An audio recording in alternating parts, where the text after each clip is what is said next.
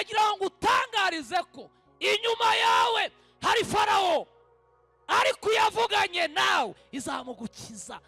Amaboko yaba afite yose, imbaraga yabakoresha zose, hagati Farawo arahari, ariko n'Imana igize ite?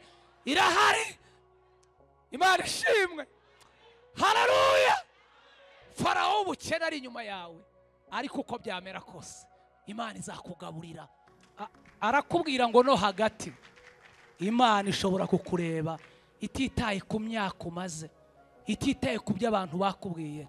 Ntiwihebe, nta myaka ufite yo kutiga, nta myaka ufite yo kutubaka, nta myaka uragira yo kutabyara, nta myaka uragira yo kudatwara imodoka, nta myaka uragira yo kudataha iwawe. Urasabwa guhagarara hagati ugakomera. Iyavuganye nawe izasoza ibyo yavuganye nawe. Nimuvuge ngo amen.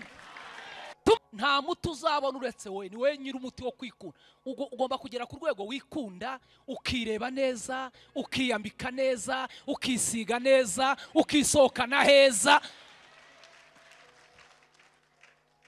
Abantu ngo ntibandeba neza.